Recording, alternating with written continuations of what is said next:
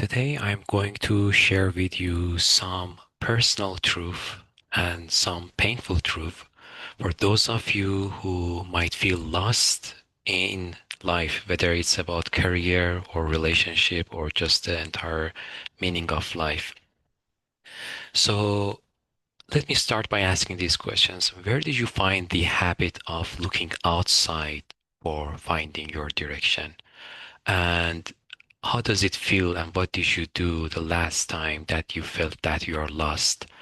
You're not unsure what might be your next step, whether you're deciding to move outside of where you are living, whether you are deciding or you're undecided whether to leave a current job or whether you have to apply for a certain position or not. How do you find your path? And how many times you have tried self-help industry, and after trying a few tricks or solutions from those books, you feel drained and you find that maybe those tricks or tips were not useful. Today, I'm going to draw some lessons and a very captivating story from Rumi, the 13th century Persian poet and mystic that has been one of my core lights in life. Whenever I feel lost, that is certainly one of the sources, not the only source, but one of the sources that I try to draw some lessons. So I'm gonna share a story that hopefully it could be helpful for you as well. So the story is about the title of the story is actually the diamond necklace. And this is from, by the way, the book of Masnavi, which is the main masterpiece of Rumi.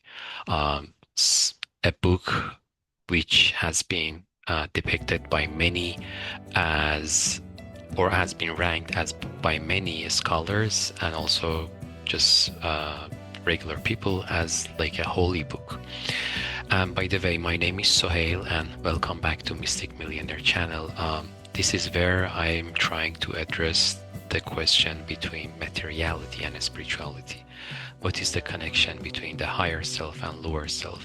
How can we make a bridge between the world of career, finance, money, hard sciences, and looking inside? Uplifting materials and spirituality. How can we connect those two? And I'm sharing books and ideas from the books that I have read that are related to that core question. So I'm gonna read for you a piece of that story first in the original text in Persian, and then I'm gonna explain the literal interpretation, and then we will dig into how we can bring that to modern day life. So the verses goes as ای خواجه در این زمین گنج توست، این خانه که در خرابش گنج توست، تو پنداری که گنج بیرون است و بس، درون خود نگر ای گنج طلب کجاست حس. So the literal English translation of those verses are also very beautiful. So basically, Rumi here is saying, "O Master, your treasure is in this very ground. In this house, which is ruined, your treasure is found. You imagine that the wealth is outside and nothing less. Look inside yourself, O seeker of treasure. Where is the sensation?"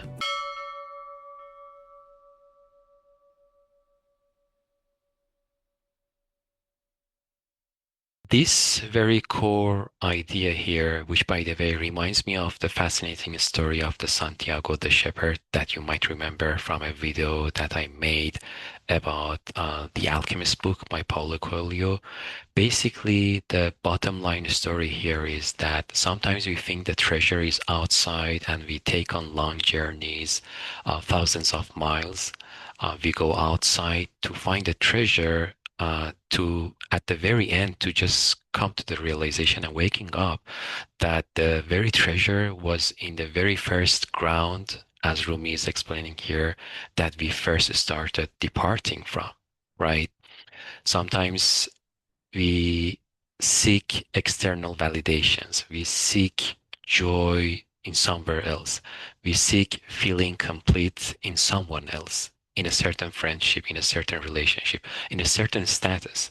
Whereas whether that is within your own abilities, skills, and beliefs, within your own principles, within your own culture, within your own heritage.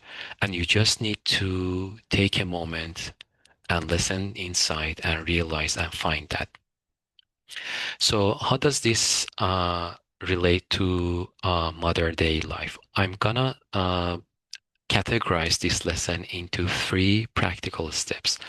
Step one, or let me put it this way, part one is related to career ambitions, right?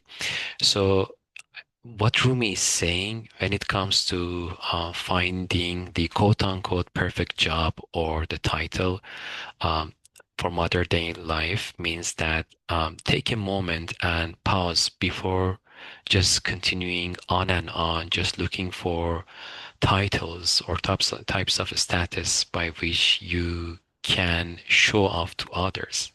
You might need to ask whether this job is something that is going to truly utilize your true skills, or is it just something that because the neighbor is talking about all the time, or maybe a certain relative is pushing you toward that direction, your parents, your family, your culture, your so just take a moment and realize that why you're seeking this specific job. Instead, look in those moments in life where you find yourself in the state of flow, when you are using your own skills, and by the way, using those skills comes handy and in a form of service for others.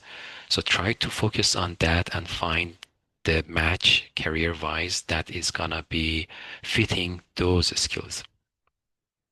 So someone might say that how can I know whether a job is really going to utilize my inner skills based on this lesson? I think the best idea and solution here is that you don't need to look any further. Just instead of trying to see the future or looking in others, look in the past 5 years, 1 year, 10 year.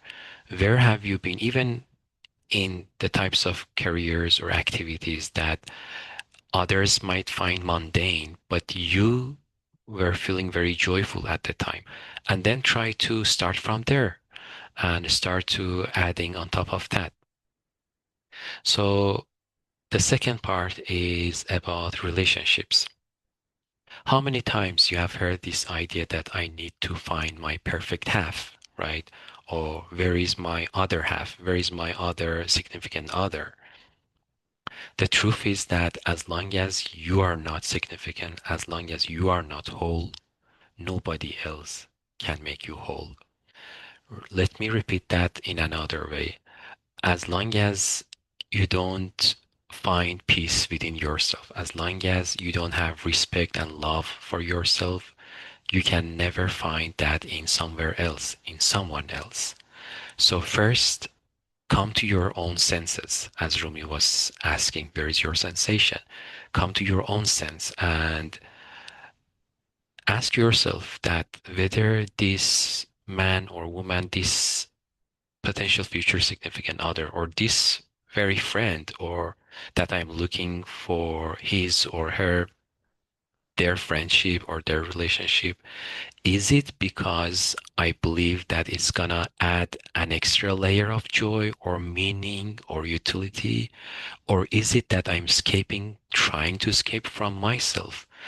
And you may have heard this quote that wherever you go, you are there, right? And the third one, which is related to the idea of just feeling lost in life, right? Um, feeling lost in finding what is the meaning of your entire life.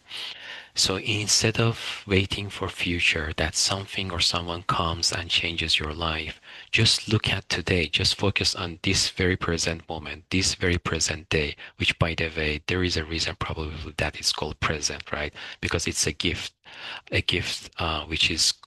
which goes unnoticed by many of us, unfortunately.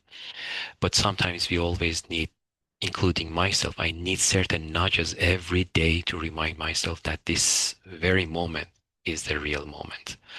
And think about the past or the future, the moments that you regret in the past or you wish that you could relive those joys. When you were in those moments, what were they anything other than present moment, right? So in my opinion and in my understanding of the books that I have read, the idea of the past and future are just conceptual, mental ideas, nothing that you can find in the outside world. So focus in the present moment. Someone might say, okay, um, this might be just some very spiritual, ambiguous, feel good right now type of a thing, but I need something very actionable right now. So the answer, which I can totally understand if someone has such a resistance or ambiguity around these concepts, I think the very answer is that right now and after this very video, think about the very one next hour from now until the very next hour, for the very following 60 minutes. What is something that you can do that brings you to the present moment? What is something that you naturally find joy in doing it? Do that, go for it. In being present, you don't need to look for the meaning of life because life is indeed meaningless unless you give meaning to it. There is a Stoic concept that your life is dyed by the color of your thoughts. In other words, there is no meaning or color outside, and no one is gonna give you a book and saying that, hey, in this book you can find the meaning of life. Indeed, I mean, books are super valuable, but at the end, it's you that is going to give the meaning, or you are going to die the day your life or the color of your mentality, mindset, and your thoughts. If you have been enjoying this content and video, I would love for you to subscribe and to the channel. More importantly, I just want to sincerely say thank you very much to all of the people who have subscribed so far. All of you 54 people, you have been part of this journey, and this creates a sense of responsibility. And by the way, the idea of responsibility was something that I have been, to be very honest, I've been trying to not get close to it as much as possible. But recently I learned this idea that sometimes you actually need and you have to seek finding and creating some responsibilities for you, because once you feel that you're accountable for someone else or for something else, then you can bring even more value. Your life could be even more meaningful. I'm saying this because I want to be clear that I feel your subscription and you being part of this journey makes me feel responsible to make sure that I'm bringing something as of high quality, something that is meaningful, something that is tangible and applicable. Thank you very much again, and see you in the next video.